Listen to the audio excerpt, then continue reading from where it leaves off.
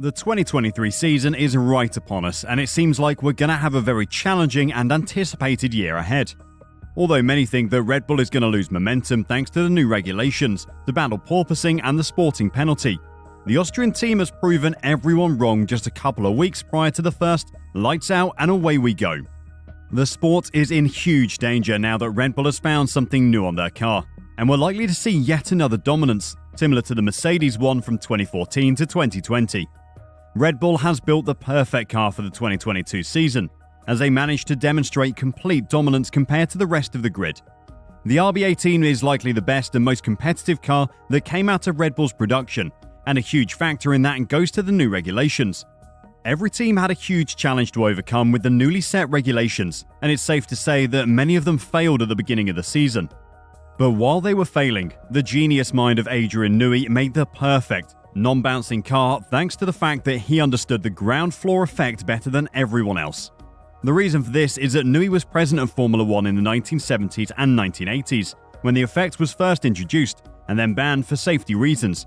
He even went to the extent of saying that he was vastly surprised that the other head engineers didn't anticipate the issue, which, by the way, wasn't predictable with the normal software or the aerodynamical facilities. Nonetheless, the other teams attempted to restrain Red Bull by protesting the 2022 regulations and lobbying the FIA to change the rules for the current and upcoming seasons. While Mercedes blamed Red Bull and Ferrari for having an overly flexible floor, the FIA implemented a rule that was implemented in the second half of the season, as well as some changes for the 2023 season regarding ride height and diffuser throat. From 2023 on, the ride height is going to be increased by 10mm in the floor section and 15mm in the side section, along with the diffuser throat, which is supposed to battle the phenomenon of porpoising. But while everyone hopes that this will be enough to battle the porpoising phenomenon and eliminate it forever from the sport, this is very unlikely to happen. The FIA came out with an announcement that they are yet to see whether the regulations are going to be enough for the cars to not experience porpoising, or we're going to see an Indigo replicated season in 2023.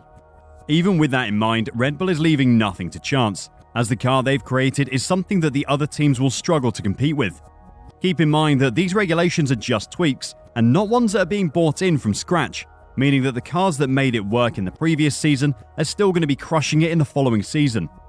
Now, the RB19 is a car that's going to be revealed on the 3rd of February in New York, and while many think that it will be a very similar car to the RB18, thanks to the old saying, if it's not broke, don't fix it, the 2023 Red Bull Challenger is a massive improvement in terms of the new regulations. While the team has uploaded a picture on social media regarding the blank canvas of the car, the naked eye differences are barely visible, and the fans were fooled into thinking that the aerodynamical prospects of the car were going to be exactly the same as the RB18. And in some parts of it, the car will look the same, and changes won't be made due to the fact that these particular parts worked wonders for Red Bull in 2022. However, the general layout of the side pods, although very innovative and successful for 2022, will have to experience some changes due to the increased ride height for the upcoming season. The RB19 will be characterized by a refinement of the cutouts under the side pods, which will go on to create a double floor effect. At the extension towards the rear of these cutouts, there will be an extension, more precisely located at the base of the side pods. The floor is also something that Red Bull is going to improve for the upcoming season, with the central area experiencing a change due to the reduction of flexibility allowed by the new rules.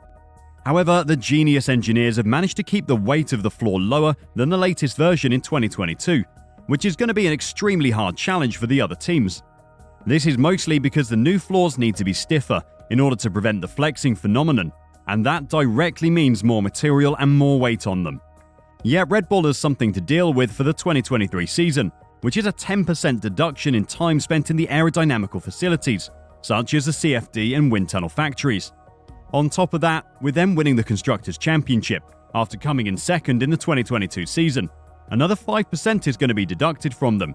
So compared to Ferrari, the Austrian team will have 15% less time in these factories and 20% less time compared to Mercedes.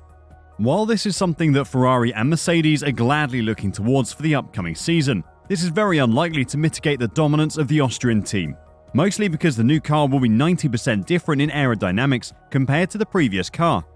This is something that not many teams are able to achieve, and if Red Bull manages to do so, then it just goes to show that the engineering team led by Adrian Newey and Pierre Wash have no competition on the grid when it comes to the structural and engineering part of the car. The initial rumours that come from Milton Keynes say that the new car, the RB19, is going to be a totally new single-seater in terms of aerodynamic design. What this eventually means is that Red Bull doesn't seem to be stopping anytime soon, and the aerodynamic prospects of the car are going to see a massive improvement in 2023. But what is it about the new car that's going to look so different compared to the RB18, even though the fans were convinced that they were basically two practically identical cars? Thanks to the highly prescriptive technical regulations, CAD volumes and surfaces will change. For you to easily understand, the curvatures, edges, fillets and angles, as well as the development of the surfaces in direct contact with the airstream, will be different. This eventually means that these sections will not be nearly as comparable to the ones that the RB18 had, which could go on to show that Red Bull won't need that much time in the wind tunnel facilities after all. Remember, all the surfaces in direct contact with the airstream are not just the ones visible with the naked eye, as we all know that this generation of car generates downforce from its floor. Therefore, the floor, a part that this team has excelled at in the 2022 season, is going to experience some changes as well, or more precisely, design evolutions. While we talked about the changes to the volumes, sections and profiles of the Venturi channels earlier in this video, it's one thing to project them on paper, but another to have a successful practical implementation of them on the track. But if there are two engineers who can lead this project to success, they have to be named Pierre Wash and Adrian Newey. Keep in mind that the penalty itself is limiting the time that the RB19 will have available to spend in the aerodynamic facilities, meaning that even with limited sources, the team has likely built a rocket ship that won't be challenged by any other rival on the track. While Ferrari hopes to be more competitive with the new engine's reported 30 horsepower boost, it's clear that the performance of the 2022 and 2023 cars is unlocked by its aerodynamic prospects. Although this is good news for the Red Bull fans and the team itself, it surely imposes a threat to the rest of the sport, meaning that a dull and boring season could be ahead of us, in which Verstappen will cruise to the third championship, winning races with a 20-second advantage over P2. But due to the engine freeze, the dominance could continue until 2026, with no visible changes from the FIA in order to stir up the grid and make some changes. While they tried to do everything that was in their power to compact the grid in 2023, as they even went against their own word and changed the regulations they strongly abided by in 2022. It seems like Red Bull will always find loopholes and make minor changes that will extract 100% of the potential from the car. With that being said, what do you think about Red Bull's dominance in 2023? Let us know in the comments below.